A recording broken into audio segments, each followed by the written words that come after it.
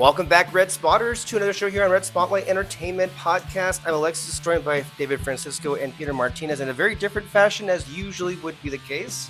We're now all in the same spot, in the same room. It is kind of weird feeling that, or just even being in each other's presence for that change. But I guess it is the holiday season, so we just figured that we would do that. And of course, we thought it would be an occasion to end this year with what many would consider, I think some of us here would, the biggest film of 2025, which is Big Jimmy C, Jim Cameron's Avatar, Fire and Ash. We just got back from seeing it in IMAX 3D. And this, on Red Spotlight number 522, is going to be our review of this movie. That's the intro. I'm going to give Peter the space to get his phone out and go to the letterbox description of the movie, which then we can commence with the actual talk of the film. We can go ahead and go over to Peter. Let's go ahead. It is 3 o'clock in the morning, and they are angry at me because I am tired. And I think as we enter this new year, we should hold space for rest, for rejuvenation, and for not being rude. I concur. Okay. Hopefully, Avatar. Are you gonna address what you're wearing, by the way? No. Okay, we're just Fire and Ash, directed by Big Jimmy C. The world of Pandora will change forever. In the wake of the devastating war against the RDA and the loss of their eldest son, Jake Sully and Netiri face a new threat on Pandora, the Ash people, a violent and power-hungry Na'vi tribe led by the ruthless Varang. Jake's family must fight for their survival and the future of Pandora in a conflict that pushes them to their emotional and physical limit. Starring Sam Worthington as Zoe Saldana, Sigourney Weaver, Stephen Lang, Una Chaplin, and Jack Champion, Kate Winslet, Cliff Curtis, and of course, CCH Pounder. Avatar, Fire and Ash. There's a lot of places to start off with this discussion. I just want to say today felt like something just very important for us to go and do. It almost feels like there is as much discussion to be had, everything surrounding this movie, as much as there is with talking about this movie itself. It also feels like this is, like, we kind of saw history being made in the sense like this may very well be the last of its breed. There's a lot of change that's been happening throughout Hollywood these last few years. And, these last couple of months, we're seeing Warner Brothers be swallowed up either by Megamount or by Netflix. And that's going to have catastrophic events or results, I should say, for this industry. And even Jimmy C in interviews has been very candid about the idea that perhaps people may not come back in droves as they did for Way of Water as far as this movie is concerned. And that has given some of us pause as to whether or not there's going to be a future for this franchise. To be clear, as you said, Peter, in some of the interviews, Jimmy C did say very specifically that while he may be stepping back as far as like the day-to-day inundation of all the technology happening, or maybe even all the little things that are happening, he made it very clear that if 4 and 5 do happen, he's directing, and he's not going to give that up no matter what. So that's a really interesting just place to start off with, because personally I feel like we are at the precipice of so much change, and a lot of the change that may be for the worse happening. And this movie, speaks to a lot of different things. I think all the Avatar films have similar themes, but there is an underlying sense of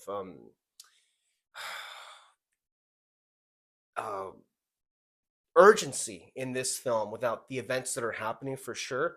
But there's, with movie 3, this one that we're talking about right now, there's so much at stake, so much on the line.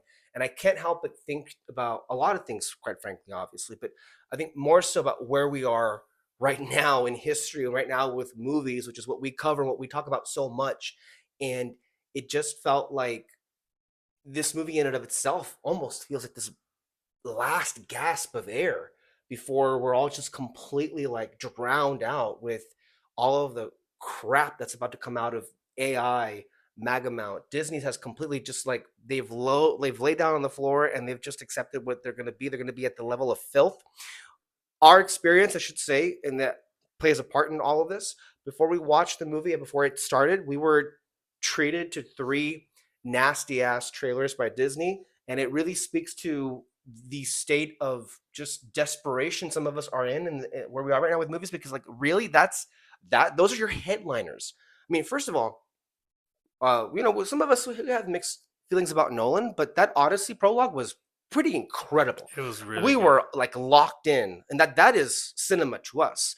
And then before the movie played, we were treated in this successive order, not counting, of course, the endless ads by AMC, but nevertheless, I mean, it was fucking 36 minutes before the movie actually played. This is the longest we've ever sat for trailers. Some of them pretty good, some of them were awful, but in successive order, we had the Moana live action remake, we had The Mandalorian and Grogu, and we had that announcement that Steve Rogers is back for Avengers Doomsday. Each on their own tell a very vivid story of what Disney has fallen to.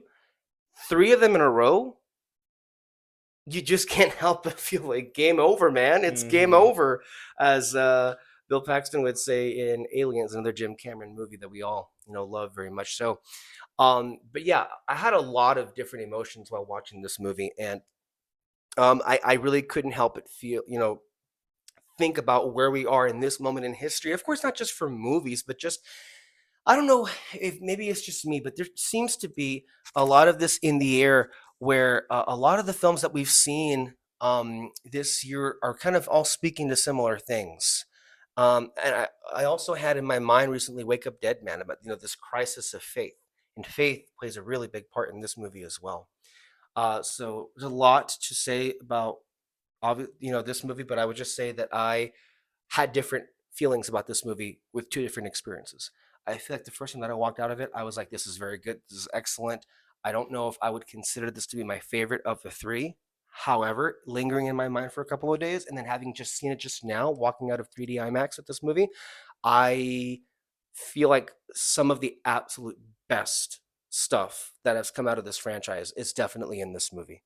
I mean, for me, I'm already at the point where I'm going to say this is just amazing. Like, in and of itself is an amazing spectacle. I was blown away by just the sheer imagery throughout the film. But when we're getting to a point where we're just going with one thing after the other, I no one does spectacle like Jim Cameron. So I mean, I literally was like levitating out of my seat, and that's exactly what I would hope these movies make me feel like. So I'm I'm really high on this movie. And now, since I took away his voice, here is Peter Martinez, who will now uh, say his thoughts as well as probably throw me under the bus or insult me in some way whatsoever. Let's go.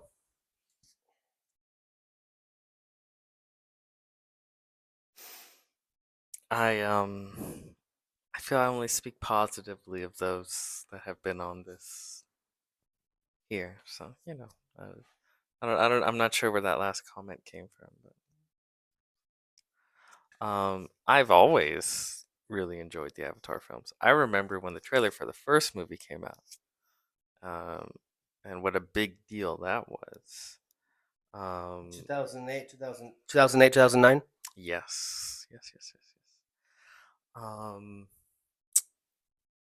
I really, really enjoyed. I too have seen it twice. I really, really enjoyed it the first time, but I felt like some of the criticisms that people have levied against this one, I kind of understand as far as some repeating elements and it's feeling like it could be a 6-hour movie with so much that's stuffed into this film. Um, but seeing it again today, it flows so much better on second watch. It's a 3 hour and 15-minute film but it's so well paced. It's always moving. I was never bored. And that's something that Big Jimmy C seems to do really well because you see the same thing with the first Avatar. And then also, I think Way of Water, which we rewatched. And long as shit movies, but they're tight. Funny enough to put it. I never felt like, wow, are we wasting time focusing on this or focusing on that? It's all just a lot of story at the end of the day. Um, I think people take for granted what is accomplished with these films because visually, um, they are an achievement. There is literally nothing else like it, and they're a miracle of a film, and we got three of them. Um, Especially nowadays, like you said, it's kind of like a last hurrah because for one, these large budgeted films just look like shit all the time now, especially with a lot of heavy CG. I think that's why people want less CG and like practical, like you see with speaking of it, the Odyssey trailer with Christopher Nolan. But it doesn't have to be that way. You know what I mean? You could have heavy CG and have it be visually stunning and amazing and beautiful. And but so many big blockbusters these days, if it's heavily CG, it's probably shit. Like again, I don't want to just talk bad on like a Marvel or anything, but the teaser for Doomsday. Doomsday, I forget, I forget. Who cares Um, at this point? Honestly, I mean, you could tell how many it's people cared when the reactions. I one person clapped, yeah, maybe two people were like "woo," and yeah, everybody else was like dead silent. And this is not news. This is happening all over the place where yeah. the excitement is just not there anymore. This is so desperate, and even this desperation, while may very well be successful, it still may very well hit the $1 billion.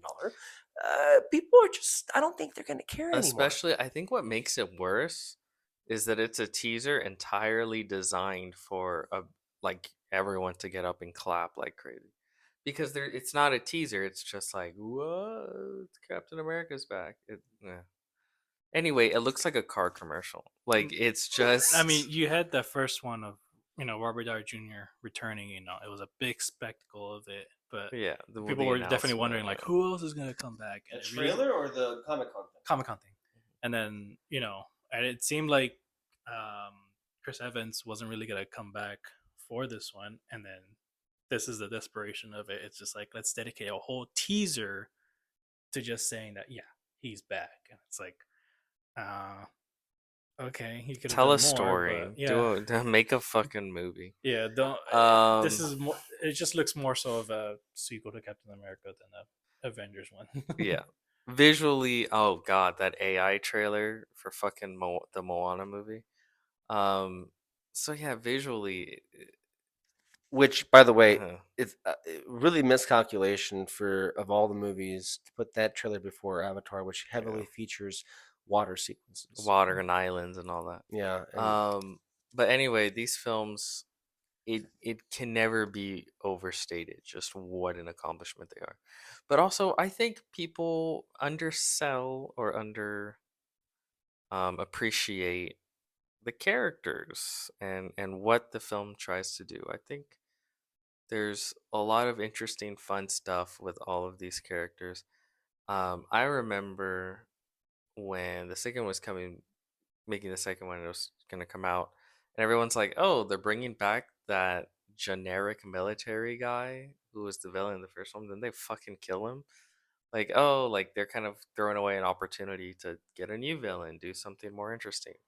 Um, but Quaritch, Miles Quaritch, is probably one of my favorite characters in these movies now.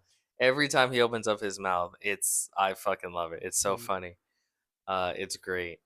And even the dynamic between him and Jake Sully is I feel like it gets more fun with each film, which is neat because sometimes, as each film goes on, it's like, ah, this stuff gets a little tired. And it's like, to me, A lot of this stuff gets more interesting with each movie.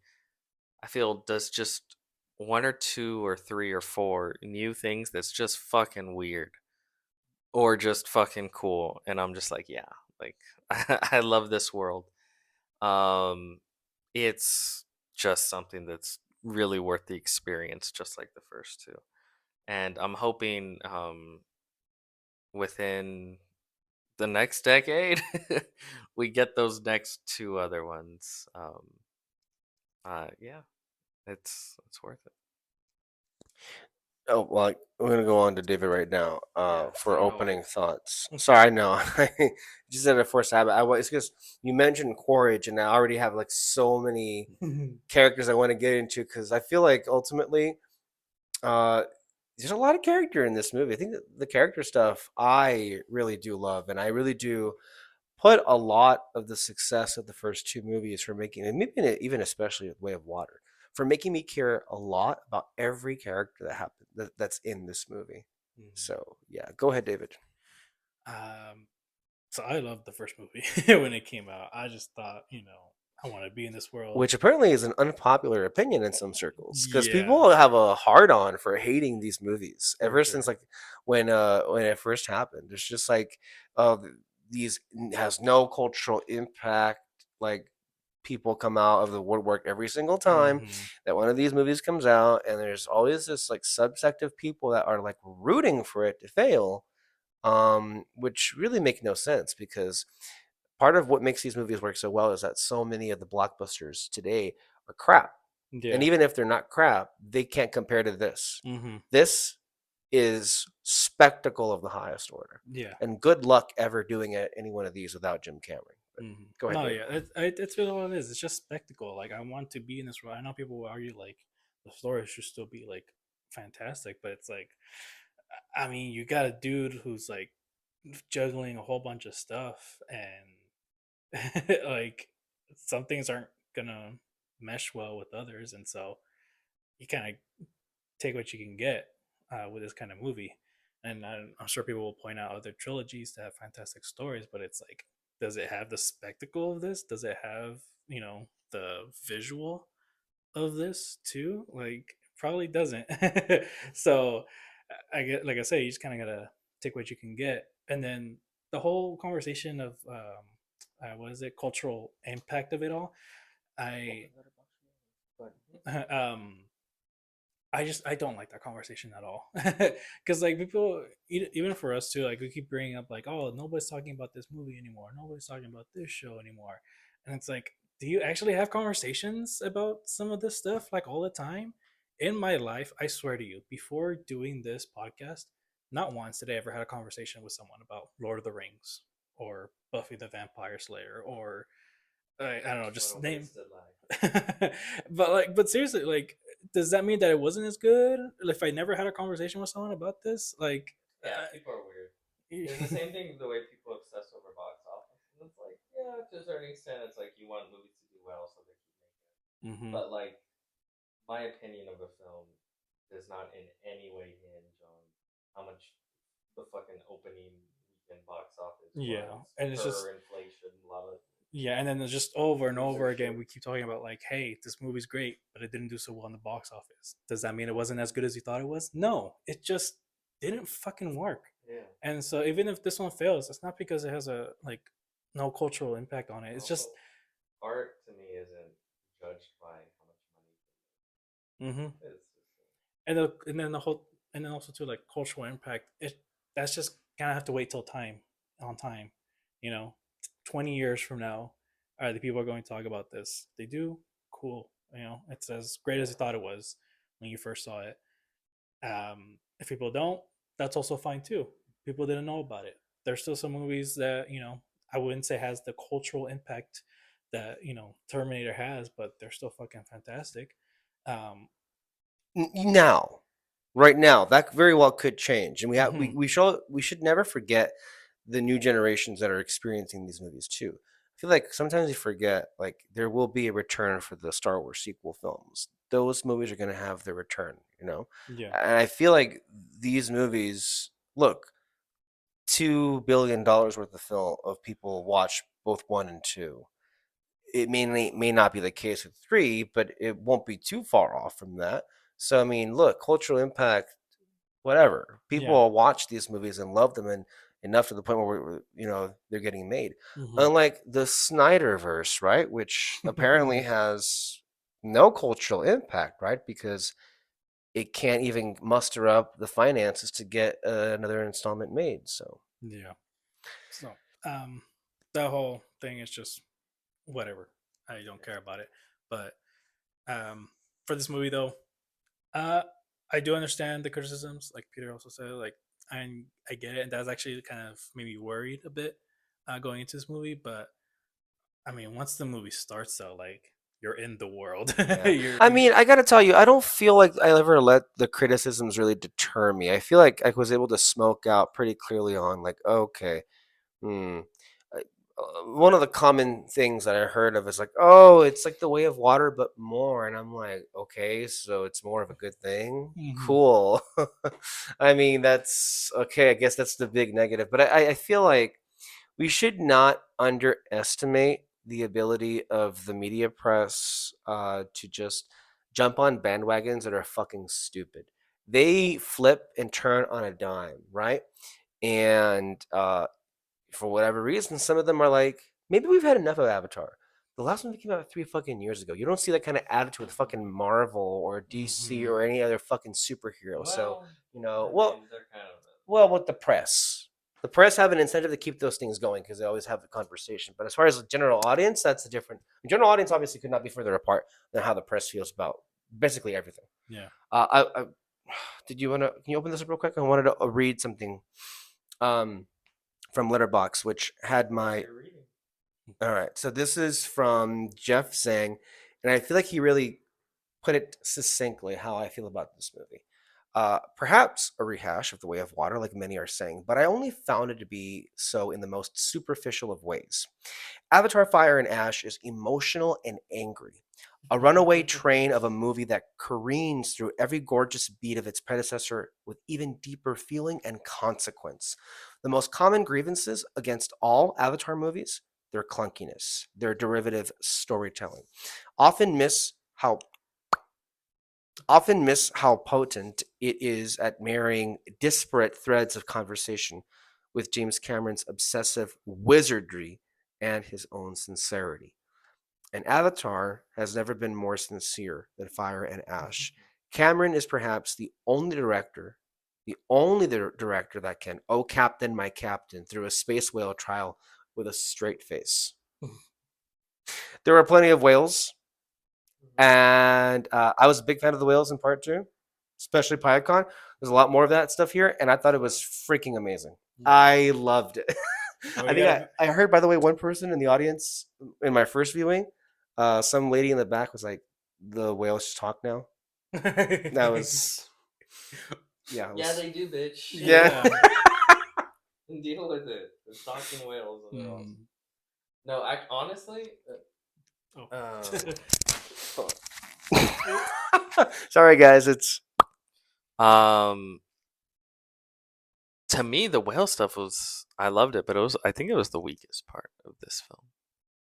I think I was keyed in on everything else more. Like I love the stuff with spoilers.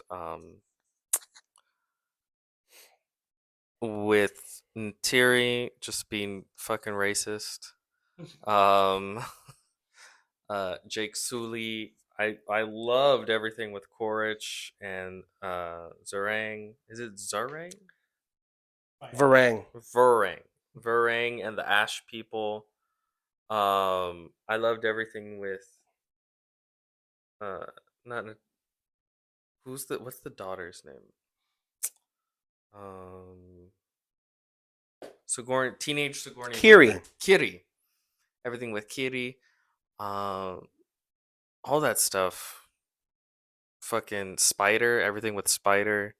I find all that stuff really interesting. The fucking air nomads, the Mhm. ash people. What's it called? Spearhead City. It's not Spearhead. It's something Head City. All that stuff's cool. All the sci-fi shit, all the weird spiritual alien stuff works. Um, and I liked it a little more than the whales, just because the whale stuff was the most to me kind of been there, done that. It's like, Well, that was part two, right? That was movie two. yeah, but it's like, oh, he's outcast.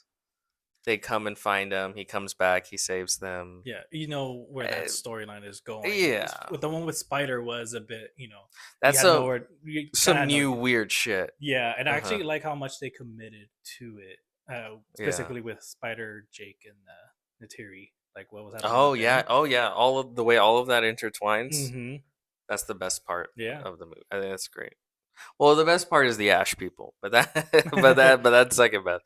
They literally do a fucking witness me, in the movie, and that was the point where I'm like, oh yeah, this shit fucking slaps. Like it's Yeah. great. um, no, I, and again, this movie's 3 hours and 15 minutes long. But it's great. Like I wouldn't.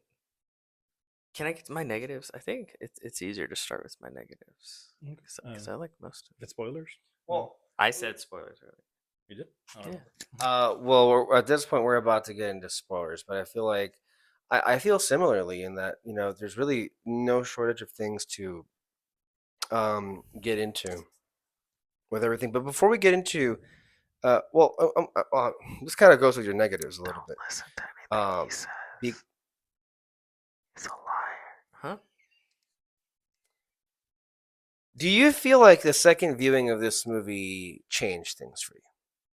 Yeah, I think it flowed better. I enjoyed it more the second time. So this is Brendan Hodges. I want to read what he said because I feel like this is what you're going to say. At Hmm. least how you feel. And you see in this, we have different perspectives. You only saw it the one time here.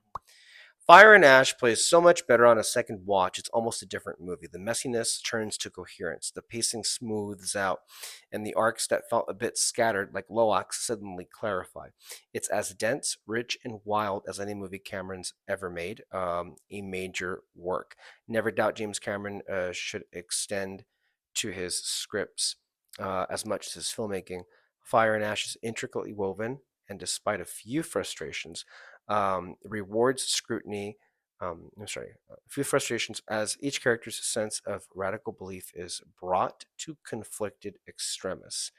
Fire and Ash initially felt like a beautiful clutter of and then style storylines. Whale trials and more Pyakon and Loak fighting with his dad only to leave again now feel linear and resonant on rewatch. Apply that logic to every arc. I highly recommend seeing it again. I'll also add the repetition of past entries flows better too. It's easier to see it how much is actually new, despite the sometimes annoyingly iterative structure. Derivative? What?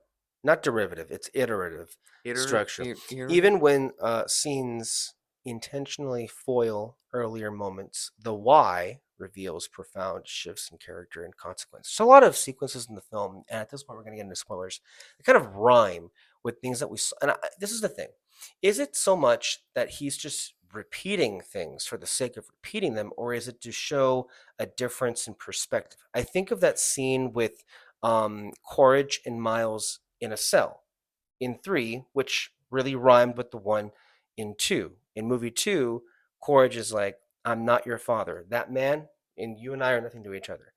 He literally walks in here with a similar setting and says, I am your father. Mhm. So, really interesting things happening. But then also too, some of the repeating stuff, I kind of thought, oh wait, this is sort of it's been building up to this sort of, kind of. I mean, kind of with the Courage, like what you mentioned, they did this, but now with all the new storylines coming together, it's all becoming different in a sense. Like it's just evolving. That's just storytelling in general. So I can't really think of a specific moment, but like I remember when watching it, I'm like, okay, I know what they mean by it's repeating itself. But then I'm looking at it more, or like the scene keeps going on, and I'm like, oh wait, but this is different. Like it's not just what happened in the second one, but like what you take from the first one too. It's all just been building up to this moment, and so, uh, yeah. I definitely do want a second viewing of it though, because even when talking about it with you guys after leaving the movie theater, I was kind of like, but they were doing this, and I don't know if it was like strong enough. But then like I instantly remember like what happens next, or like a different scene, and I go, oh wait, no, I mean they did kind of Which delve is with hard it. to keep track of It all of that's it in your head, right? Because yeah, there's so much movie, guys. This yeah. is so much movie. That's what I said initially, which is like, I know. I'm hoping that one of the mics can pick up what I'm saying here. But basically, there's so much movie in this. And even I said this on the way up here. I was like saying to Peter, it's like, look, as almost by design, you have to understand that there's just so much happening on the screen that you're not going to catch everything the first time. I don't think I mean this to me that's kind of what I feel. So what you just said there, I understand that Hmm. because it's easy it's just easy to forget. Oh yeah, this there was a scene dedicated to that. I Yeah. just forgot about it because there was like a million freaking scenes in There's this movie. there's like three, four storylines happening in this movie, and it There's doesn't like really. 3 movies worth of movie in here, and this is was supposed to be the second part of one. What was originally one movie. Hmm. It feels like they started writing a script for the sequel, and they just kept going. They just didn't fucking stop, and then they ended up with like 5 movies on their hand. Which I ain't complaining. No, yeah, Yeah. I want Mhm. all five movies. I want to see where this goes. I really, I'll say this is the first one of these where I'm like, I'd really like an extended edition. I think an extended edition would smooth out a bit of the edges that I mm, have with this film. yeah. Uh, Real quick, David, I want to cut you off there, but like I I won't cut you off, David. Here's my mic. okay, well, because I was gonna tee a question to you because you had said something. Never mind, give it back, David. Fuck you. You had said something really interesting on the first viewing when you walked out of the movie about how I did. these movies feel like they're adaptations of books to you. Yes. To me, it kind of hit halfway through this film. I think when it is like with the not even halfway, halfway for what would be a regular film, but not for this film. Um, to me, these Avatar films feel like an adaptation of long ago science fiction novels that are fucking famous. Like Dune, or even not science fiction, but like Lord of the Rings. And it kind of reminds me of the film adaptation of those books, or even John Carter of Mars, mm, which was the first of these kinds of sci-fi, fantasy, sci-fi, big books. Um, and it's one of those things where they feel like they're adaptations. Like when looking at the air raider scene, it feels like there was like 3 chapters in the original novel that took their time. They went on this long journey with the air nomads, but it's like fuck, this is an adaptation. We need to cut down on that. Um, and it feels, especially when you look at something like John Carter of Mars or Dune, or even like I said, like with the Lord of the Rings, like with the Hobbit, where that first book is very simple and it's very hero's journey, like that book of Dune, like John Carter of Mars. And then past that foundation, there's like 20 sequels and they just get fucking weirder and weirder. And you can tell the author just uses it as his outlet to explore all these crazy ideas that they have. And that's what these Avatar films feel like to me. Like that classic original that was a famous science fiction novel back in the day, and then that sci-fi author wrote like 20 sequels that just ran with it and got weird and crazy. And then now it feels like Jim Cameron is like making adaptations of these things, and they're wild and unyieldly because they're from like these massive, thick science fiction books. Um, that's the way they kind of come off to me, but which is cool because that's not what they are. hmm. But that they evoke that feeling, I really dig. But yeah, that was my. Uh, I mean, what else can I say? I would say uh, what you're saying is very highly complimentary, I would say, to the no, yeah, quality for of these sure. stories. Go ahead. Mm. But I mean, I guess to get some of my for sure negatives, I think that's the one thing that for sure bothers me is like the constant, we're about to fight, but then they end up saving each other. So then that's like, okay, I guess I gotta let you go because it just constantly happens over and over. With all these movies, they're constantly being captured and escaping and captured and escaping. Yeah. Um, take his. He ain't saying shit. Um, It does get repetitive for a while, but like, for sure. but it is. But towards the ending of this one, though, it is kind of like, okay, at some point, even like Quaritch is like admitting, it almost did feel like he was almost wanting to tell himself, like, what are we doing? Like, They kind of address it in a funny way, the cyclical nature of their violence, and yeah. that aspect didn't bother me. There's other aspects that I think are for me more negative, but kind of similar to what you're saying. Because like, Um, well, I mean, for the second one, I like the moment where when Quaritch and Jake were, it's like the final fight, and he's like, yeah, I'm yeah. never gonna like stop, and he just goes, I'll kill your whole yeah, family. and he And just he's like, goes, all well, all right then. right, No, let's that's it fucking then. do this. And that's cool, and like that's what it was building up to. But then this one, because it happens over and over again, I did get that feeling of Quaritch almost telling himself, what am I doing, honestly? Well, I actually think they kind of address it early on in the film, where it's just like, you know, he, I mean, they brought up like, you we keep just keep dying. doing this, and I like how Jake's like, man, I'm just fucking tired. Like he kind of Yeah. has that attitude of like, Hmm. can you stop? Like, Yeah. And then I mean, another complaint. It's just Hmm. I just feel like they can go deeper with their conversations about some of this stuff. Like I really want you know Jake to really bring up like how difficult it is for him to sort of be leading an army, like a whole world army against his own people, and at the very least too, like kind of show too that like, hey, there's still some good stuff about humanity, like it's okay. I think that's who that science character is supposed to represent, the marine But it biologist. was very brief though. It wasn't. Plus, you have the humans that are with them in the Hallelujah Mountains.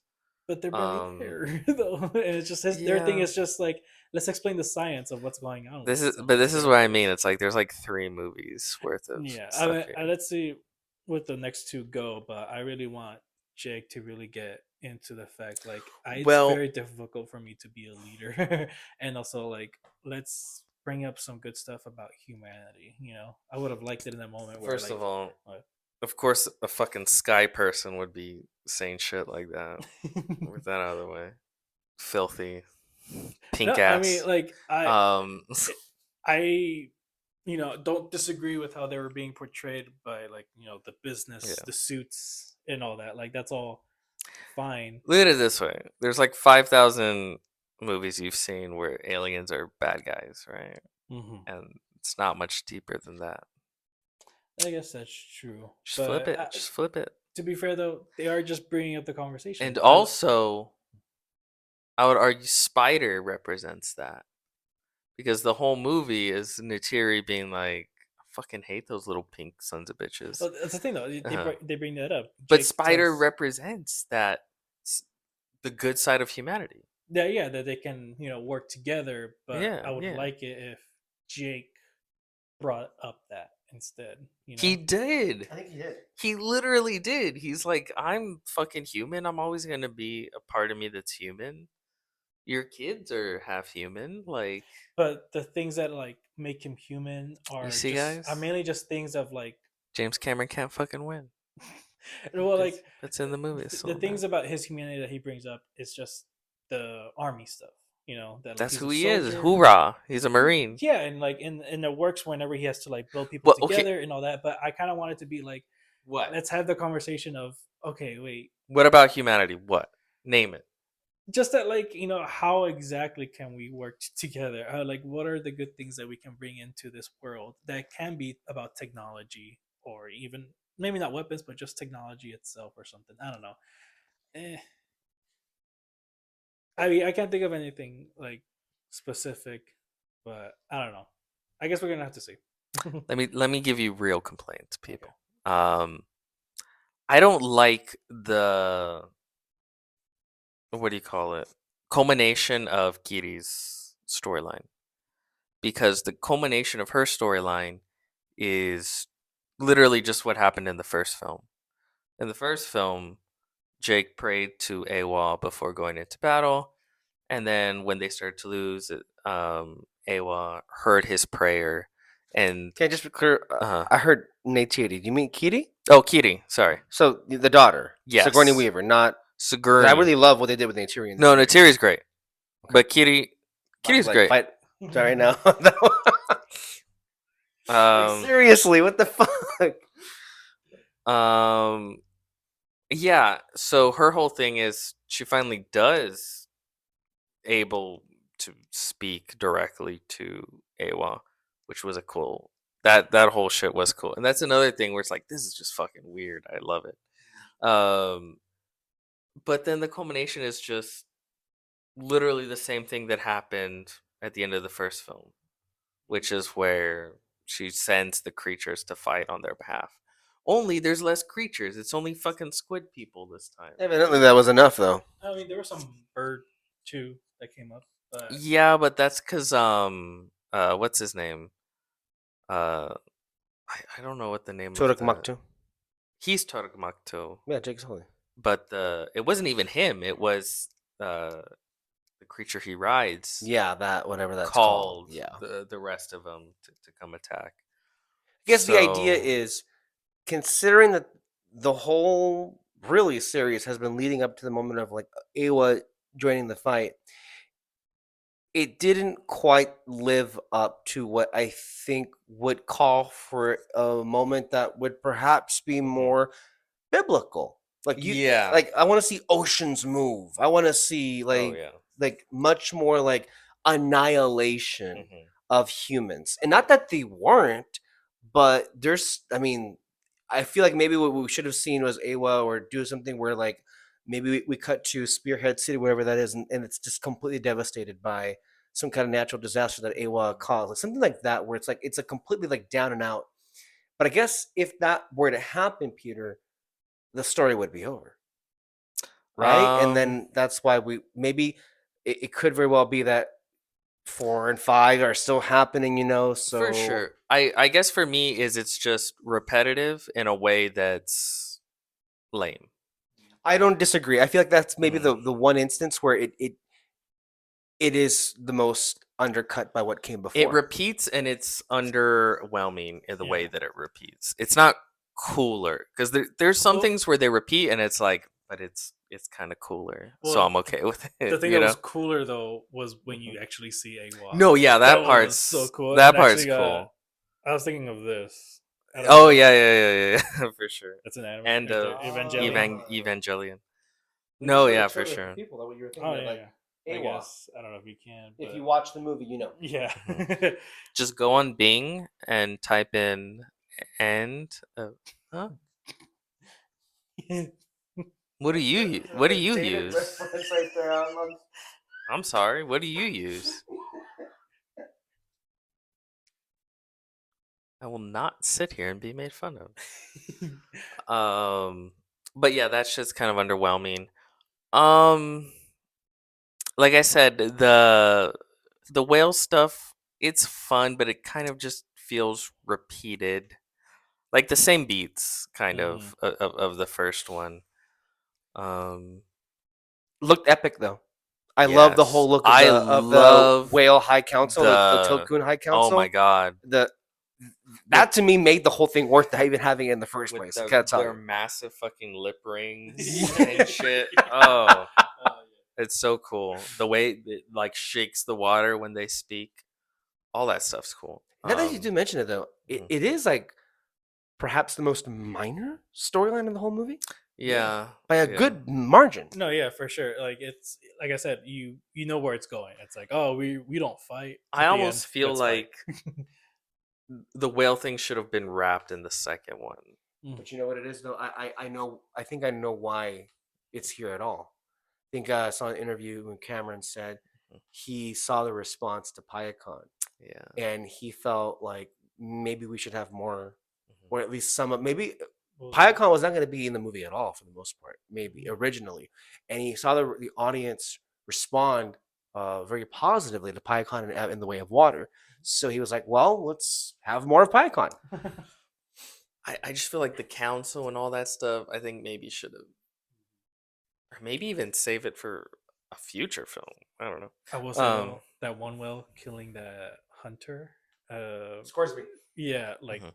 putting him underwater like that, I was just like, holy shit, that's rough death right there. But I liked it. But see, even that, I think they do it cooler in the way of water when he fucking gets him in the cable and pulls it, and he's thrown off with his arm flying. Mm. Um, Yeah, but I think this is much more gruesome. Yeah, I think both are great, and I think both service what they're supposed to do in that moment. And I feel like not to go back mhm, and litigate what you were saying, dude, but I really, to be fair, and look, we all have our different, I guess, like little eccentricities about what we would wish they would focus on more so.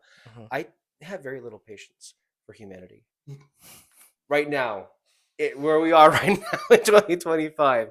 And I think this franchise, especially, has very little patience for humanity. I mean, the whole reason, and we should not, skirt this over, Mhm. the whole reason this franchise, this property, these stories even exist, is because James Cameron is fucking pissed at people destroying the oceans, destroying the planet, which is what we're actively doing and will continue to do so because we're all captured by big business and corporations. And And clearly, the humans in these greed and movies do not give a fuck about selfishness. what they're destroying. Earth is dying, they say many times. And now here we're going to go to Pandora to do the exact same shit because we can't be bothered to ever change our ways.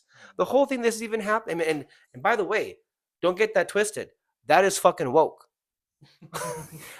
Again, just to be clear about that. But hey, Go ahead, Dave.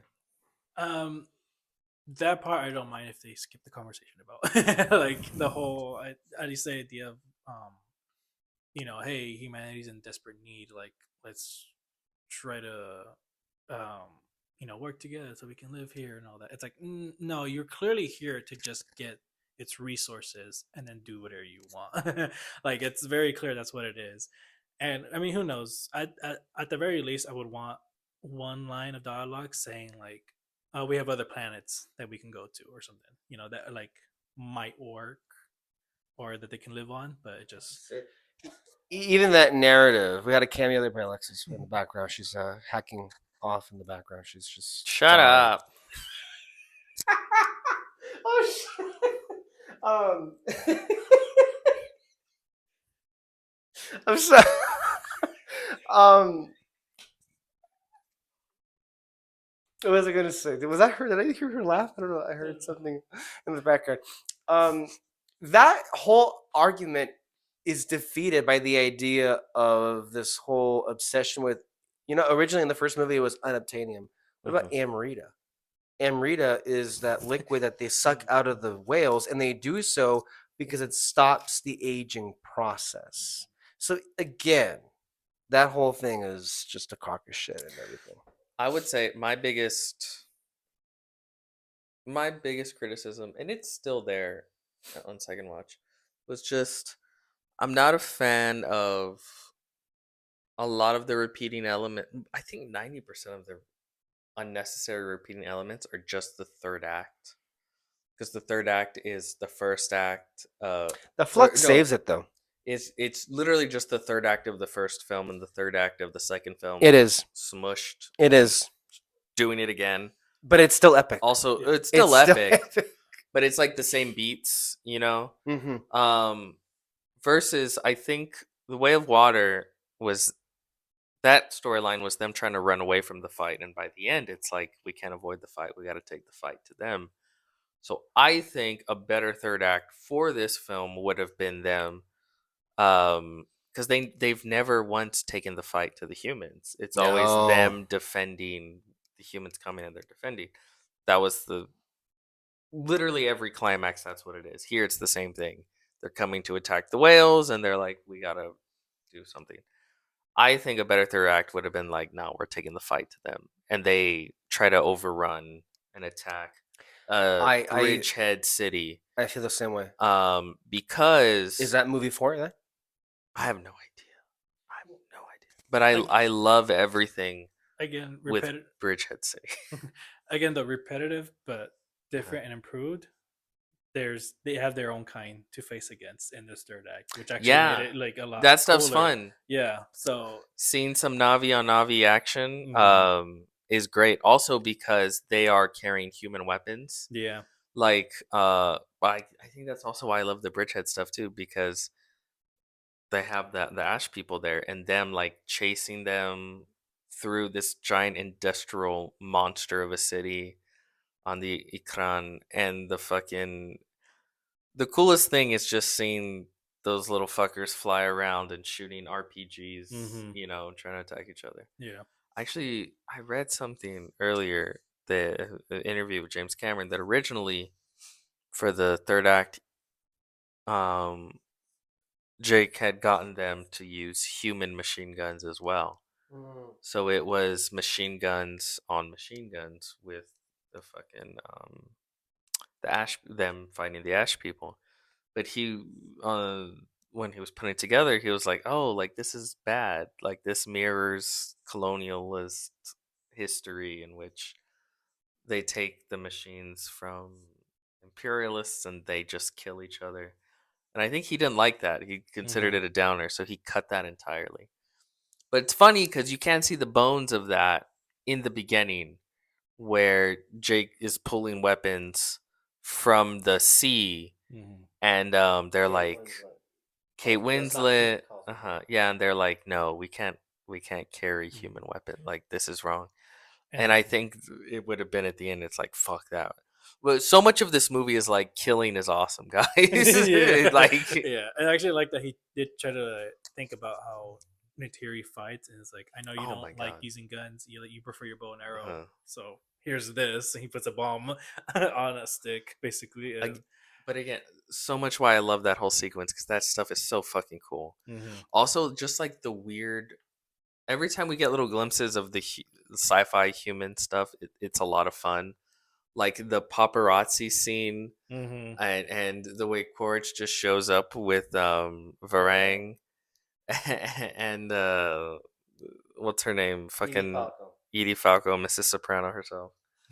Is like in his face, like, what, you brought this? Who the fuck is she? Get her out Mhm. of here. And he's like, it's my girl. you know? Be a jackass. Oh Also, yeah, don't be a jackass, General. And he just grabs her hand and they're like mhm. like the whole celebrity aspect of it. Yeah, While they're on fucking CNN, like terrorist captured. I don't yeah. know, it's so weird It was but giving cool Donald and but Melania. funny.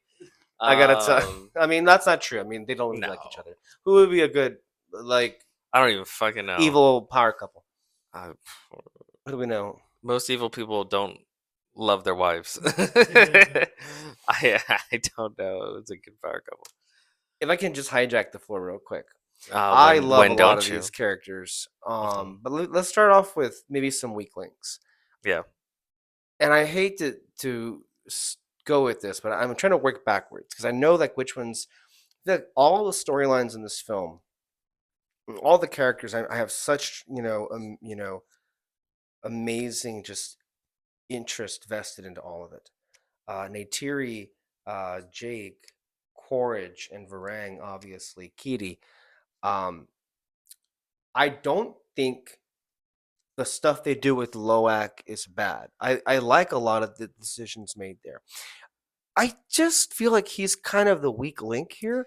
And what do you make of the decision to have him narrate this story and not Jake? See, the thing is, the reason he's the weak link is because it's the whale story. Like that's. But it's also his father. Him. But It continues with part two of him yeah. constantly being a fuck up. But to me, it works great for the first half of the movie. Hmm. I actually really like Well, it. that yeah, but and then when he But leaves, then it becomes like him finding his whale brother, and then it's like, okay, well, it's just the whale stuff. see, it sounds like you don't like Pyacon. Peter. I love Payakan. I mean, he's just like, oh, a whale there. I guess he brings it all I down. love Payakan, but it's just his story's done. Yeah, his story's done, but then also with the son, I just feel like there wasn't really a moment where they were working together. Like it just feels like they sort of accepted, yeah, our son's gonna be a fuck up. We just kind of have to accept that. Like that's kind of how it felt towards the end, and like it just No, didn't. I don't. I don't. No. 2 or 3. Three of this It's not how one, you No. kind of like I don't know. It just didn't He feel. literally has a moment where he's like, "No, I'm proud of you. You accomplished something that I wasn't able to do. Yeah, Like but you like again, Let me just say clearly." real quick, I feel that moment happened when they're having the High Council and they just intrude on their proceedings. And Jake gives them this look of like, oh my god, here we fucking go yeah, again. that's the thing though. But like he didn't. I don't know. It felt like they keep saying that he's like a fuck up of a kid and all that, but it's like I just don't see where is your talent in all this. Like, what is it that you actually are bringing into this, other than you just disrupt chaos? So what you're saying is he should have pulled the trigger.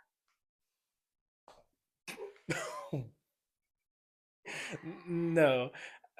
Wait, what scene are you talking about? Actually. Oh my god, I remember now.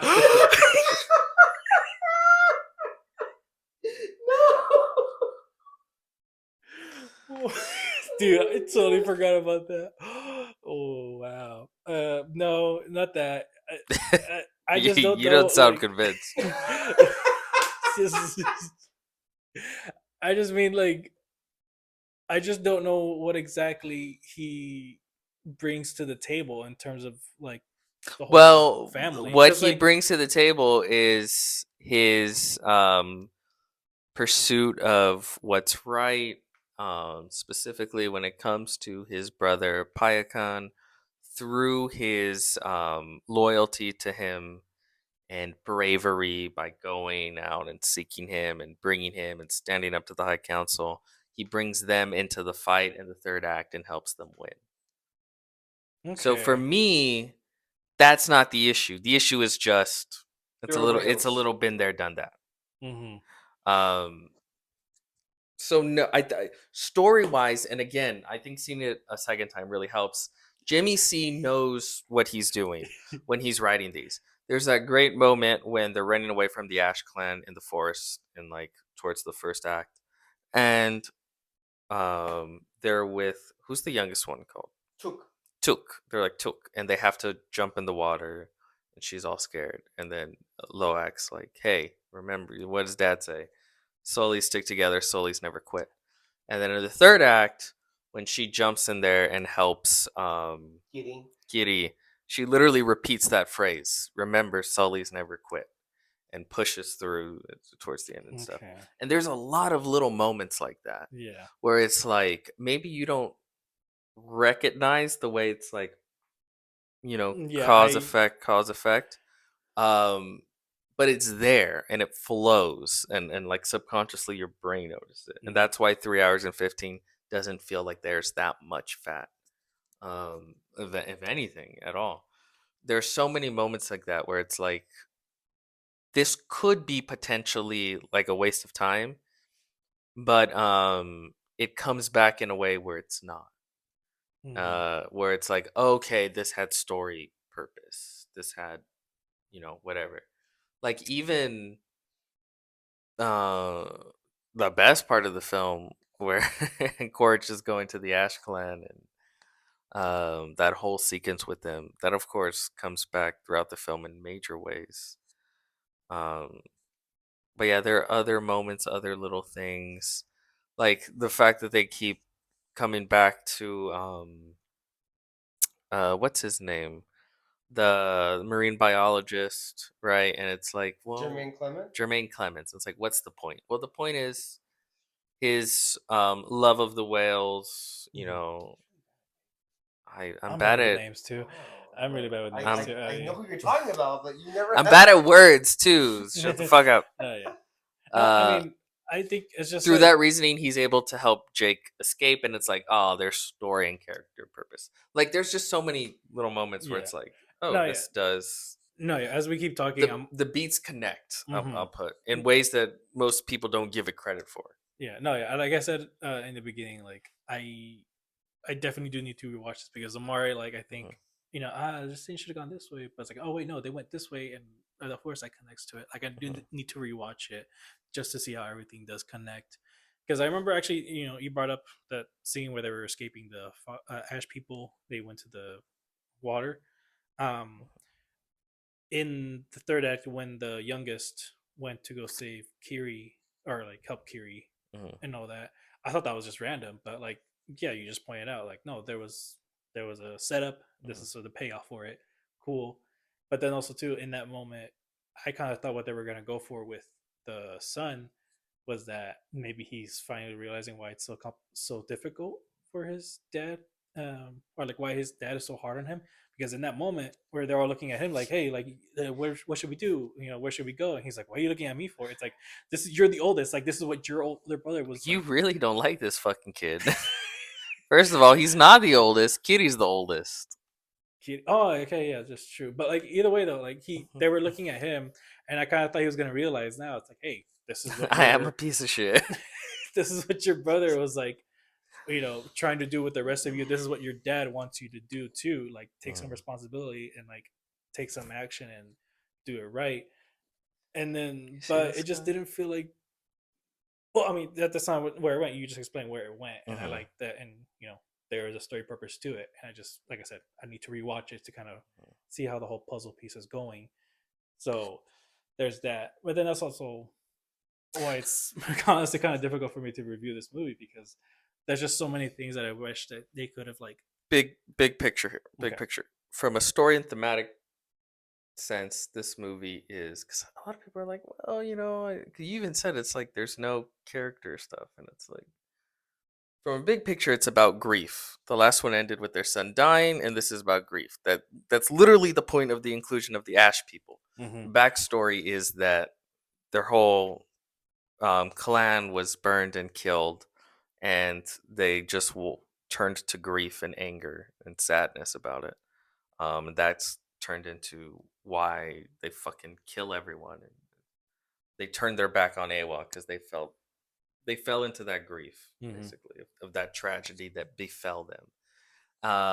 And it's Jake trying to deal with that grief. It's Natiri trying to deal with that grief, specifically Loak, and they go back and forth with that. And that whole thing of like you can't live in hate. That comes to a head with Spider, where she kind of side eyes him the whole time because he's human.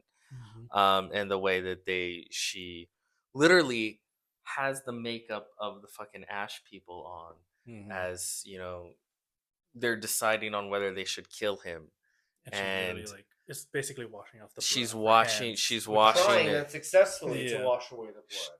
she's washing the makeup off, Mm-hmm. specifically of the Ash clan, her signifying her anger and all that shit that she's holding in. And as she's washing it off, it visually symbolizes like blood on her hands. As she removes Mm-hmm. that, it's all there thematically through line. It works. And I think a lot of people, I don't know. I feel they gloss over so much of the character stuff that they really go Well, for. I think that part's rather easy to put together. Why? Is because people these days don't have the ability, and I see general audiences don't seem to have an understanding or therefore the talent to be able to detect story arcs, themes. Unfortunately, there are a lot of audiences that just go for pure spectacle, and hey, man, I understand that for sure. But through the inundation of so many vapid, soulless, corporate, dumpster fire pieces of garbage that are your average Netflix fare, um, there is, I think, a good argument to be made that as far as media literacy is concerned, that time has had its day. And when you consider how Marvel Studios was able to skirt past any kind of character development themes or arcs of any kind for 10 plus years, I think that kind of makes sense as to why people would be a bit numbnuts in terms of like not even being able to penetrate the surface level and engaging with any of the underlying stuff that's there, what really makes these movies so rich. And I feel like that in and of itself is also, you could extrapolate that as being part of the puzzle for why people have turned away from movies in general and have embraced the most brain dead, brain rot kind of um, garbage that they, I mean, Jurassic World Rebirth is an amazing example of garbage that people go and watch literally all the time. That was an awful, awful, terrible film. And yet it made $1 billion, and people would gladly go back and watch it again. 6, 7. Did I say that? No. Oh, No, but it felt That's- appropriate for the film we're talking okay. about. Also, another negative that I understand, but it's whatever. Well, I don't know. The first film really takes its time and delves into sort of experiencing. Is it raining? It may very well be, Sprinkler. yeah, Oh. or sprinkler. Um, this new biology, this new world, and all these incredible creatures. The second one does too. And the second one does too. This one not as much. And the third one does not as much. Because the first one, especially because it's a new sort of like biome with each film. First one was in the jungle, second one by the sea. You meet all these new creatures. And that's part of the fun of just like discovering these things. And there's a lot to discover in this film, but it's not necessarily a new environment I do feel in that that that's way. coming. I saw concept work of Mhm. an ice frozen tundra, for Which a would be awesome. for a future movie. But So I guess with Fire and Ash, I think a lot of people assumed they would be getting that as far as a like new environment. a Yeah, new like I- a volcanic environment with new creatures and new and sort of delving into all of that new biology. I And thought it was gonna take the last battle would take place near the volcano or something. see, even that I think would have been cool if they Yeah. if fuck it, okay, No, like maybe Northman? they don't take the fight to uh Bridgehead City, but I don't know, they fucking captured Took again for the 13th time. And that's her whole thing. her whole thing is being captured, yeah. And they have her in the at the fucking Ash Clan headquarters, but they're on the volcano. So and you can say the RDA set up some fancy, massive, floating headquarters there above the volcano, Yeah. because they're working with the Ash Clan, and then they go to try and infiltrate it to get her back, and then yeah, that whole third act is now in that cool new environment. Um, I think that also would have helped. What's his name? Big Jimmy C said that Way of Water and this one, Fire and Ash, were at one point just one script, one film for the sequel. At which point it got way out of hand and they had to split it into two. Honestly, they could have split it into three. But I think when he decided to split it into two, he should have done a little bit more just to differentiate the third act, because it does feel like the second movie took a portion of the third act for this film and then just placed it at the end of this one. You could probably take both movies and edit it in a way that like fit makes it into in one his movie. one movie. Yeah. Like I think a repetitive beat that just got me going like, okay, like now it does feel been here, done that, is in the third act when they capture Terry and Took and they handcuff them and they're on the fucking floating ship. And it's like this is literally Yeah, it's the the same third thing. act from the second I one. think that's the moment I went to go use the restroom. Okay. I think it was at that exact, Yeah. and I didn't do that on purpose. I Uh-huh. just like, but I feel like okay, I think I've seen this. I can go ahead and, but yeah. That's like the one repeat beat where it's like, all right, guys, like we really just have done. We're already in the third act. We don't need to do a fake out capture again. Like I will say I let's think keep what it moving. saves it for me Mhm. is, hey, I love whales and I love the ocean and I love Yeah, yeah. seeing this Oh set yeah, for sure. again. So there's that. But I think, as you meant, it kind of combines. To me, it did feel like a climax of the culmination of the three films. Literally, Kind of, yeah, because it because is it throws everything in like there. we have a lot of returning players from one come back in here. Yeah, which is So which we is funny. we had a whole sky element that's added into it, Mhm. and then It's funny the because there are people now that are like Star Wars obsessed with a side character that you see yeah, for 2 seconds right. every couple of movies. It takes a Um, couple of years for that to happen for sure. but that's But funny. and I also was a big fan of the flux. How Oh yeah, yeah. eventually we get Big into the sky air. beam. Yeah, the sky beam, but we're actually in the sky beam, and we're using it as I'm a big fan of like these operatic climactic Oh yeah. duels happening in like with the backdrop of like calamity. So like they're literally like, what was it? Courage and Jake are like dueling. Revenge of the Sith. Impossible. Revenge of the Sith, or I even think of like Ahsoka and Maul, Season of Mandalore, when they're like literally they're dancing, dueling on top of the wrappers of the city where they could fall at any Mhm. moment. Like I to me, it's just such an epic backdrop. And then of course when the ship goes up, and then the flames start swirling into the vortex. I mean, come on, Yeah. That that's stuff is good. Yeah. so I think cosmetically, there's enough to that saves it, but the bones of it is very much, we've been here before, we've done this, you've seen this, but now bigger. I mean, there were parts when you combine the what was happening on the sky and the sea, where it was the screen itself. When we watch this on an IMAX screen, was almost not big enough to capture what was happening. Like it was so much on the screen. Oh yeah.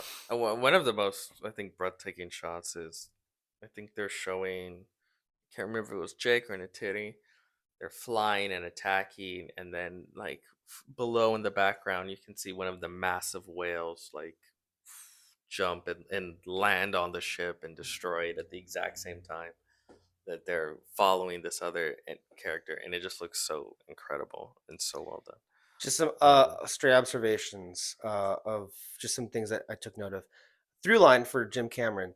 Edie Falco goes down with the ship after she says abandoned ship. okay, I tried to. It's like it's like 2 fucking seconds where they show it. I twice now. The first time I was like, "Wait, is that her?" Well, it's dead. Like I couldn't tell. And in this film, I was waiting for it, and it just happens too fucking quick. Where I'm like, "Is that her?" And then oh, it's blown up. Okay, but yeah, I guess she goes down with the ship. I don't like that. I don't agree that she would. I It, don't think she would. I think the story needed Cause her to she's be out of not. the way with, right? Because I feel like Quaritch is now going to be the high command now again. Is that what it No, is? I don't know. Because they get wiped out for the most part. Who's left? Giovanni Recibi. Because the thing is, she's not a capt. By the way, real quick, Uh-huh. that guy has not aged in like 20 fucking years. The money Oh yeah, yeah, the yeah, corporate yeah, guy yeah, Giovanni Ribisi, is that hmm his name? yeah, yeah, yeah. He looks the same. Yeah. He had some pretty good comedic beats in here too, which I thought were pretty Mhm. nice. I was gonna say, I think maybe the villain could be the suits people. They'll probably work better than someone from an army or something. There's always another suit you can throw at a situation. Yeah, That's the thing. that too. Um, And also about the third act, what I like what they committed was killing off some characters. The pregnant lady, Yeah. I gotta say, the first time on the second movie, her fighting in the third act, some people complained about it, but I didn't mind it because in that moment, it was just like they're all gonna die if they don't do this. So like, I can understand the thought process of hers being like, if I'm gonna die, I'm gonna go down fighting, even though she is pregnant. So I didn't mind that. Others, got bothered by it. I don't care.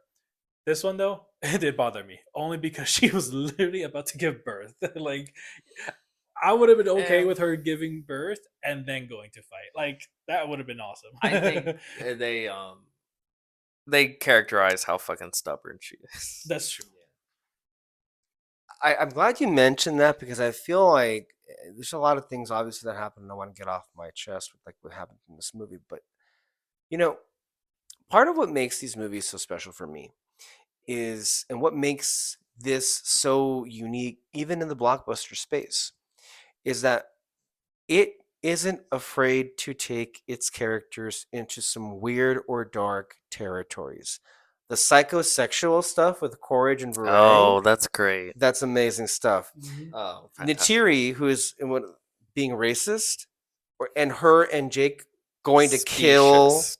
specious, or Jake and Natiri having a discussion of whether or not to execute Spider, Yeah. Loak nearly blowing his top off. I mean, those are kind of decisions Marvel would never, even Star Yeah. Wars to an extent, would never do any of this. Not modern day, no. uh, in any sense whatsoever. So, and I feel like in these movies, I'm constantly, even though I should know better, I really do feel like, oh, I don't know which way it's going to go. Mhm. Like for instance, in the first battle, when Natiri loses and she fucking like falls, she gets she gets like stabbed and she falls to the. Mhm. Is that it for her? Like I could really believe that. Or real quick, or yeah, go ahead. You mentioned that the son was narrating in this Yes, movie. I thought they were doing that because either Jake or Nadir were gonna die. that's That's what I another thought was gonna aspect. happen. Oh, it's on, right? Yeah. Okay. When they said this was the end of like this story, I thought that yeah, no, I thought Jake was just gonna die and then Loak would kind of continue the story. Kind of a generational thing. And then also with But Spider story. yes, I thought they were gonna kill him. I was No. convinced they were gonna do that. Even if someone was like, "No, I knew they weren't gonna kill him," of course they weren't gonna kill him. They still set up things to make it like to make it the audience think it's okay because when he gets captured, they're experimenting the fuck out of him. They putting tubes in his mouth. I don't know how many blood they're taking and everything. Like they show you if he gets captured again, this is probably gonna be worse because they're gonna be desperate to figure out as to how they can breathe the air here and Mhm. all that. So when it came to that decision, like they did enough to make you go, is it really the best thing for him to die? It sucks, but like this is not only for the good of their people, but also like better for him Yeah. because since he is technically now, uh, Navi, I guess in a sense, he could just live on in the afterlife too. Like, and so they kind of posed that, and I really like how far they took it with it. I mean, that's also a zag I didn't see coming Hmm. of Spider kind of becoming Navi in a way. Yeah, they showed it in the trailer, so I kind of knew. I was just kind of curious as to how it happened, and I think it was pretty satisfying. Man, I really pay so little attention to the trailers these days that I just didn't even realize that Also, was there. human Navi romance. Very Yeah. funny. Very. I just, yeah. I mean, that's not new, right? I mean, that's the first movie. Well, in a human body, I guess. Oh, In okay. a human body, but then also the actress is like what 3 times his age or something. Let's not think about that stuff. I mean, It's uh, In the movie, they're the same age. yes, they're the same age in the movie for the most part. So that's all that really matters. Yes, Yeah. Sigourney Weaver's like in her 70s, and Jack Champion's like 20, I guess, Mhm. if that. Well, who cares? It's not real life. It's in the movie No, for I sure. know, but like again, I like he's taking it that far. I like it. I Yeah. wish others would. Um, I, in many ways, feel like Quaritch is my favorite character just because he's so dynamic and so interesting. As Peter said earlier, there's never a moment where he's not captivating, Mhm. but I feel they've done the most captivating stuff yet with him in this movie. The whole thing with Varang, obviously, I like, yes, agree. That's amazing. What I do feel like they were teasing it, and I think even confirming in this movie, although of course they don't deliver that just yet, but you can tell Jake is like, as you were saying, he's just so tired of doing this. Like, and he won't fucking die. At this point, he's kind of like, okay, maybe I should just try and turn you. It Right? Like, does feel it's like I've tried killing you so many times. At this point, maybe let's just try and convince you to stop. Like that seems like it's more likely than you fucking dying permanently. he even says it in one moment in the movie. You in particular die a lot. Yeah. I will say time jump, maybe Courage Varang child. No way. I Oh, would love that, dude. Let's do it. Heck yeah, that'd be awesome. And like, I mean, the thing though, you have to explain a lot on the time jump. Like, are the Ash people and them still fighting, or is it how just big of a time on jump? three Like 10 fronts? years? I mean, they did that shit with Way of They Water. did. They Well, actually, even dropped more than 10 years, right? Like, I mean, No, yeah. real quick with the beginning of the Way of Water. They literally dropped fucking. They had a child. Grace's avatar had a child. No one knows who the Jesus father Christ, is. Anakin Skywalker. There's a human kid named Spider who's also kind of part of the family. Then we had two more kids, and then the humans came back and attacked us. So Well, they ran through a lot of crazy well, shit in well, that like one the makes very more beginning. sense because I can believe that in the years they were still fighting humans. But this one though, it's like, okay, are But they they still weren't fighting? fighting humans in the interim years. No, They they weren't. came Well, they it came was back. peaceful, but then yeah, that's the thing though. You Uh-huh. can guess that they were gonna come back and they were gonna be fighting them. Yeah. This one though, like, okay, there's still humans here, or maybe I don't know. Actually, did they kill them Yeah, I off? will say it does make me scratch my head because it doesn't end in a logical place where the conflict would end for years at a time. The first movie ended in a way where it's like, yeah, they packed up all the humans and sent them home. Okay, yeah, it would take them a while to come back and for fighting to reignite, so there would be peace for a while. Here, that's why I thought maybe it would end with them Taking the uh, fight t- to them. taking the fight to them and being victorious and destroying the city or whatever. Mm-hmm. Like, because then it's like, okay, you can argue that would create some years of peace. But this doesn't feel like any time would Yeah, pass. I feel the Yeah, same way. Where do you think they're going to take Quaritch? I have no Because I feel like at the end of this movie, that was the closest we've come to maybe him considering, idea. I think, yeah, you it know? was one of those things where it kind of feels like too much has happened. I can't. I just can't. Mm-hmm. It's kind of in for a penny kind of thing. Honest, In for a honestly, penny, in for a pound. Yeah.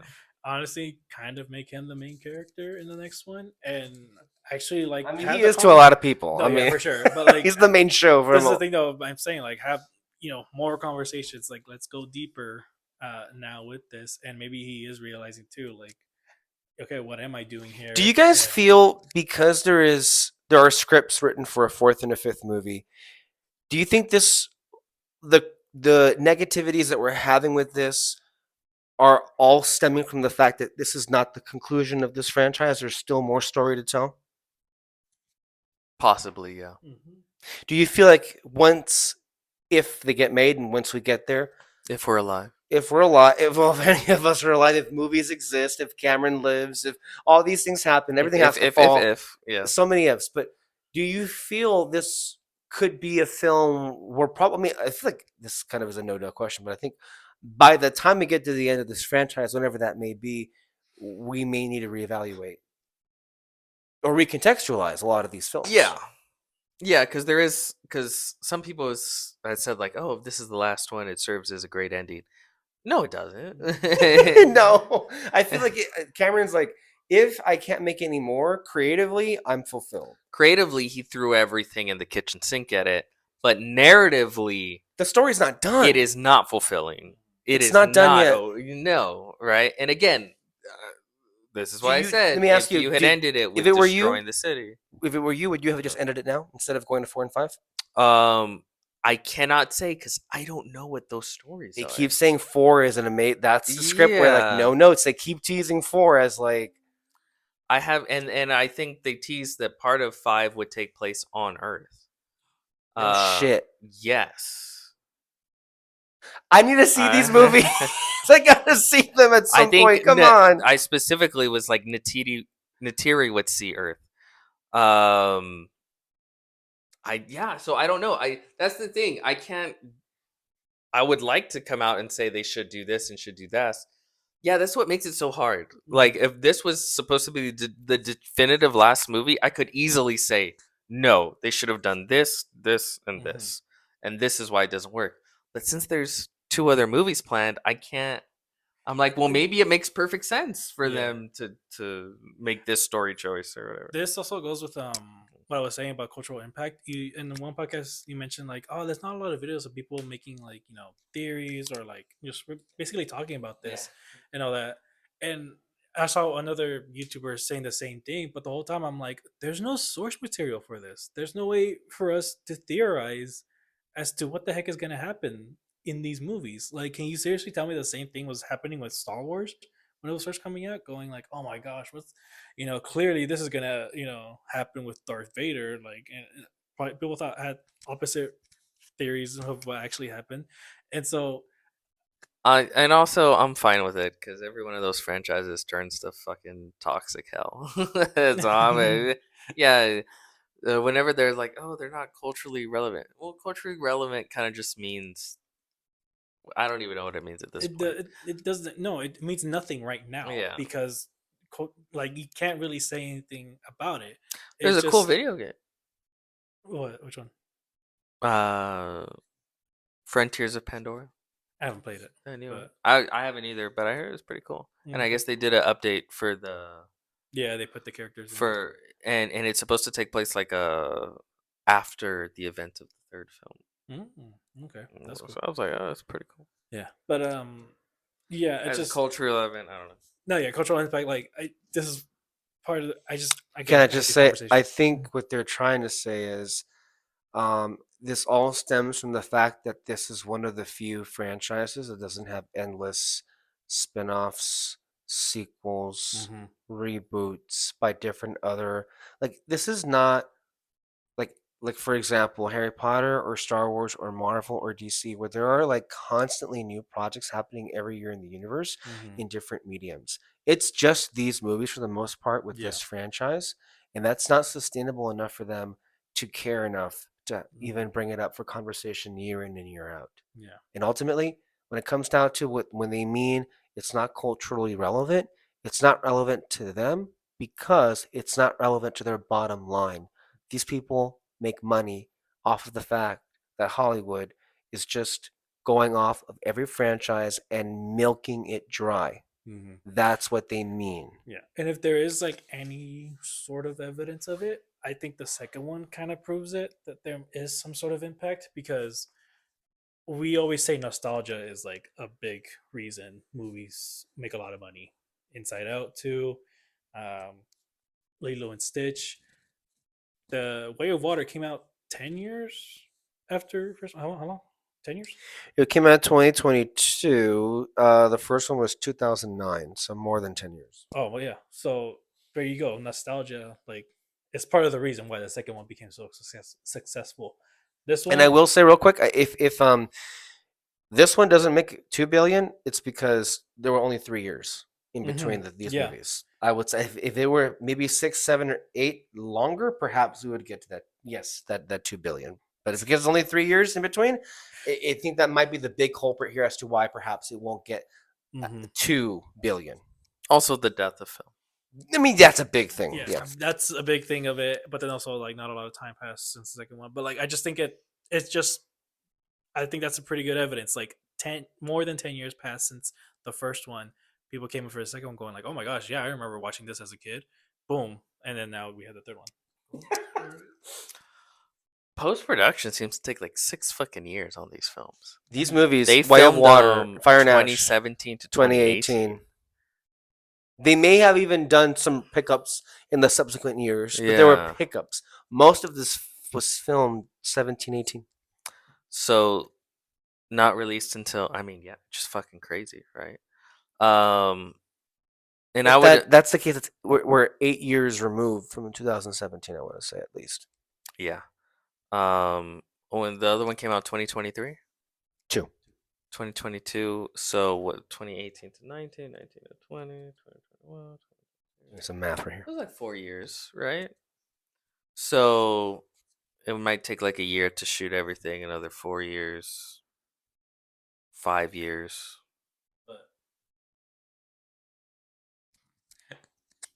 you mentioned you mentioned specifically like the 5 years is sort of like the sweet spot of not having of like basically not Oh, making it successful because yeah, that's the worst. 5 years, it's too long from the sequel, but it's not long enough to make it Yeah, nostalgic. I think it'll be longer than 5 years I think So this is different because though, right? Avatar, I think, is its own thing. I don't think you can put it in the same category as like every other franchise.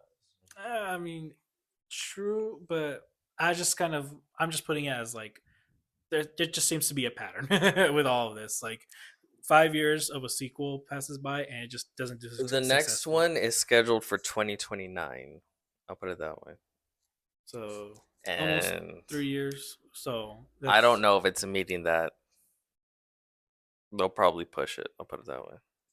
no, yeah, I don't think they'll push it, but 3 years is a good enough time, hopefully, to get this movie done, and then uh, I don't know, we'll see.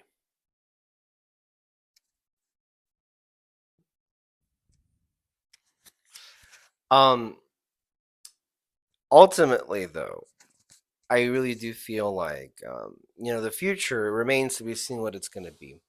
But for this individual film,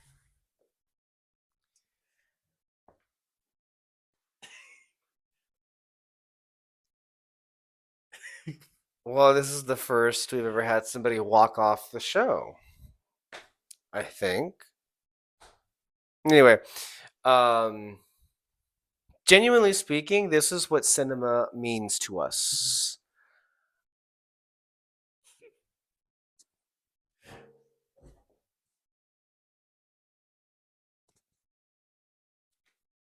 I am just very grateful that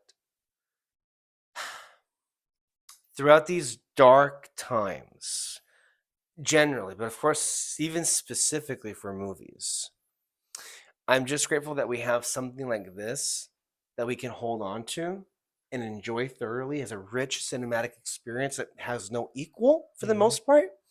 Um, and everybody else can get their trashy Netflix AI generated, AI directed crap, and they can pay $40 a month for it if they want to. Fine, whatever. Yeah, that's the future. But this is why, for me, it means so much that when films this amazing come out and they move me so much, I like to see them many times, and I like to see them in various different formats as we have with this one. This one, of all movies, demands to be seen in any format you can. I mean, this would be a cool movie to watch, and even 4DX, which is not as widely available in the country, but that's a whole different experience that would be fun to do so as well. Um, it's a lot of rich stuff here that I'm not even sure we have the space to do it here properly. But overall, I will say I fucking love this movie, and I can't wait to see it again and again and again. Guys, closing thoughts. Yeah, I had fun with it. I do need to rewatch it because I clearly missed a lot. Um, but wait, one random thing though. The unobtainium thing. I keep seeing videos people being like, "Wow, what an original name!" That is a real name. It's not connected to an element. Scientists are like preserving that name to actually use it on a something basically how it is explained on the movie, like just being used for everything. So like it's a real word. Cameron did not make it up. Stop fucking bitching about it. Okay. Yeah, I think he had said it was like a placeholder until he thought of something else, and he's just like, "Nah, fuck it, unobtainium." No, I had a lot of fun with this film. It's great. It's a visual achievement. Like again, I think people kind of gloss over whenever I hear them talk about it. It's like, yeah, it looks nice. And it's like, no, it is an accomplishment, a human achievement, unlike any other films since before or since. I'm talking the first Avatar, and then even now, how incredible. Um, it's I would say it's definitely worth seeing on a big screen, biggest you can imagine, and I'm excited to see if we can ever see the next ones. But No, I really enjoyed these films and Big Jimmy C. No one does it like him. So yeah. Final thoughts. Did you feel the score was much better here than in part two? Yes. Right, like a lot better. It There stood out was more. for sure even some more operatic moments in the score. I actually think the score was lacking in the second one, Right. especially compared to the first. This one, yeah, there's some audio visual moments. Oh my god, when they're the music, the way it kicks in when they bring the weapons to the Ash Clan. There's some That choir that in whole here too. yeah. No, there's a lot more cooler shit music wise in this film. The music in the first one definitely stood out when it came to James Horner. showing Yeah. to showing off the world of like Hmm. the beauty of it and everything. And it that was kind of the same thing for the second one, but I don't remember much of it. And then in this one, since there wasn't much showing off of the world, it really stood out in the action. So I liked it. Yay or nay, the Miley Cyrus song? I mean, we didn't stay to No, we did. listen. I mean, we listened We to. Well, I guess no, yeah, we did. Listen to, I guess it didn't stand out that much. She's a great singer. I don't know. I just never really care for music at the end credits. I felt like it was a nice '90s throwback to have like a pop star singing a pop song at the end of They the do that movie. with every one of these They do. films. Yeah. Every time I think of The Way of Water, it just pops in my head. It's, I thought I could protect you. The weekend. Yeah. Yeah, the from paying for my sin. It's like it just Yeah. starts that way. You don't remember the song at all, Um, do you? No, I think that specific beginning part is just stuck in my head.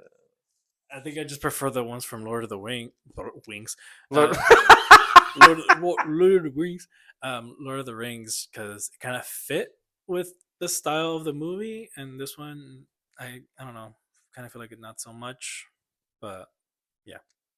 Again, it's just a '90s throwback. Just get a big star and have them make a song, even if it feels like a weird doesn't mesh. It don't matter. What is popular right now, and then get them to do a song for the movie. I dig it. I think it's cool. It's just in the credits, so it's like yeah. Did we feel like I know the expectation games can be kind of a bitch, right? One, that the wind traders are going to be a lot more in the movie, and then two, that the ash people are going to be able to have some kind of like fire ability. Did either of those things come across your mind? Fire ability maybe, but I like what they Like did not with it. outright fire benders, No, but I like know, but like I know what you mean. But I kind of like the what they did in the end was just basically use our technology to throw fire because like um you have uh Neytiri's people with the flying birds, and then you have the water people with the whales and all their other stuff. There's nothing really that stood out with the ash people in terms of like making them different other than the red makeup and that one scene of the villain putting fire in her fingers. But I mean, I don't know what they could have done really, other than just have some kind of like lava monster. mhm. But I feel like that just would have been way too much, especially with the fact that the volcano just sort of barely erupted. So like, there's nothing really there probably that would have evolved into it. I don't think they have. None of them have abilities, right? No, No, no. not really. All they do is they have like biological advantages, Mhm. which I think you could argue would have been cool to see that because you see with the water people, um, they look different, Yeah, right? Like their arms are wider and they than evolved their differently. feet. Yeah. Tail, yeah, they have wide, flat tails to be able to. All of it's like swim better. Like even their heads are a little wider, eyes a little big. Like there's little Mhm. changes like that. But I get why they don't have it with the Ash clan is because the whole point, the whole story is that they didn't evolve that way. Like they were kind of like a regular, like forest Navi that was destroyed by a volcano, right? So yeah, yeah, kind of makes sense to me. Next thing, this is a very '90s vibe. Obviously, the James Cameron is for that comes out of a movie made from the sensibilities of a director that just knows how to make great movies, and that's when they were making nonstop great movies. Obviously, you have a favorite line, favorite lines that stand out. I mean, we had a reinterpretation of Sigourney Weaver, "Get away from her, you bitch," Yeah, basically. from Aliens. Yeah. Shoot. That was Mhm. just interesting bit of work right there. Um, any of the shit that Courage was saying, What was we gonna obviously. say? Just about anything he says. I Pinky swear. I really don't I really don't have a favorite line, but like favorite moment that was just really funny, but there was no line of dialogue. It was just Quaritch hitting on that one lady because like you could. I love the moments where they were pointing the camera at The him love at and first love sight. at first sight type of thing. I'm just like, oh my god, they're That is a like match made in hell if there ever was one. for real. Seriously. Like they keep putting the camera on him. He's clearly checking her out and is like very impressed. But And like she's checking him out too. she's Like checking, yeah, they're for both sure. into each other from the very beginning. Yeah, when he gets the duffel bag full of guns and she's like touching it, I'm kind of like, oh my god, these two. Why? Like, why did they have to meet? Like, but I mean, in a good way though. Like, it's like, yeah, I like their chemistry. It worked really well, but you just know it's gonna bring chaos. One thing I wanted to bring up here, two of the actors that have been with us from the very beginning. Do we feel that Zoe Saldana gives her best performance as Neytiri here, or do you feel like it's just consistent throughout all the films? Consistent. Yeah, Okay. How about consistent. Sam Worthington? That's He can act so much better now. If you see him in that first movie, he can't act for shit. which, as you say, Yeah. is part of the thing that it holds people back from loving that movie. Yeah, and I get it a little bit, but no, his acting has improved a lot. I think he's really good in this film. I think he's gotten a lot better because he has quite a bit of emotional moments, right? Yes. Especially with an Academy Award winner, Zoe Saldana, and he holds his own, you know. So Can I ask this question? that's pretty good. If we're gonna if we're gonna, let's just say, if you had it within your power, let's just take away Zoe Saldana's Oscar for Emilia Perez. Yeah. But if you were to, what? Yes, she should have gotten it for these films. Yes, that's what I was thinking. I feel like she's sensational in these movies, and No, this yeah. is her role. It's her franchise. Yeah. She's really the. Oh, to me, she's why you come to see these movies. Like The heart and she's, soul. yeah, yeah. For me, yeah. From the beginning, she has been. And finally, 3D and high frame rate. How do we think of that Was it high frame rate? Fuck yeah. Yes, it was. I didn't even notice No, it it was high frame was. rate. Okay. No, yeah, I noticed these things for sure. Like I play video games. I've seen the difference between like high frame rate and regular 30 frames.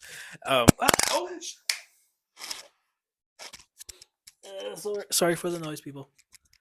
I was just gonna make fun of him for calling himself a gamer, like gamer rights or whatever. but no, yeah, I really like the high frame rate. It just moves so smoothly, and like it just kind of adds a bit to the action. I didn't even notice. Peter, you're kidding me. You didn't know. It was so obviously high frame rate. Was it when? The whole time. The Yeah. whole time? Mm-hmm. I guess. Yeah, I think in the The second 3D is one, really cool. 3D is great. really is great. Uh, It wouldn't cause. I never. Well, you had a headache from the beginning, Yeah. but I get headaches pretty easy with like motion shit. I can't do very long in a car. Never had an issue. This was 3 hours and 15 minutes of a fucking movie. So yeah, it's pretty cool. yeah. Before we go, David wanted to give you the reason why Miss Moreno did not come and see the movie with us. Cliff Notes version of it. Mhm. She got a headache watching the first one in 3D. Yes. Soured her experience of it and never cared for the others. So Okay. That is her opinion, as said by Mr. David here. I So wanted to clarify, of course, David, speaking on behalf of Alexis, was personally sanctioned by her. We were witness to her. I didn't witness it, but you know. I did, and that's good Alright. enough for her. Your word doesn't mean shit for her, obviously. Okay. Although, to be fair, it's interesting. as we walked out of the theater, you were like, "Where was she? She would love these movies." That's what you said. Perhaps. And you say, I don't know. "I guess you can't." I really can't. I recommend her movies all the time, and she kind of has reactions. So I plead the fifth. I can't venture into that. Anyway, thank you all for joining us. We're gonna try and get back on here before 2025 is over. But if somehow this ends up being the final episode of 2025 for Red Spotlight, we'd like to thank you all for joining us. We're all gonna see. We're at this point we're all just moving furniture on the Titanic, and we're gonna wait until to see when it completely sinks and everything. But hey, we got more that we have coming just this year. I'm hopeful that we might have more this year just because we're going to see Marty Supreme pretty soon, and we're all pretty amped about that. And the finale of Stranger Things is going to be a pretty big cultural event, provided some of us can be bothered to actually fucking watch it. And I mean both of you in this instance. Neither of you have seen, we haven't watched since 2019. That's Peter. He hasn't seen it yet. So there's that, and we can go ahead and move away from that. Any final thoughts for today, for this year? Pretty bad year, pretty good year.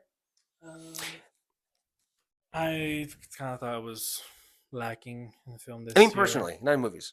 Oh, Movies is for a different date. Okay. This year, I mean, it was fine. I just worked a lot, so there was that.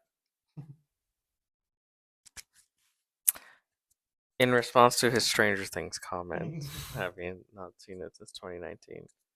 I know what happens. I know what's going to happen is not a sufficient reply. It's been a year. I knew that was going to happen. I'll just say that for me, I know that a lot of really awful things are happening in the world, and I'm just very fortunate that I genuinely do believe that I've had one of the most enriching and fulfilling, meaningful years I've had in my life so far this year. I thought it was a long ass year, and yet it flew by just like that. As far as my personal and professional life are concerned, I loved where I was at this year. So I won. I won the year. That's it. I guess I just say, moved out of my parents' place. This is my own. That's been fun. Yes. Been doing a lot of my own. This is an amazing set that we're here, courtesy of David Francisco and the unseen Alexis Moreno, who is somewhere right now. She's sick. She's very, very sick. And Peter has passed out. So which means we're at the end of this podcast. Thank you so much for joining us. Stay under our red spotlight and more. We've got Percy Jackson coming, with David reacting to those. And Agents of S.H.I.E.L.D. return in 2026. See you all next time, guys. Bye-bye. Yeah.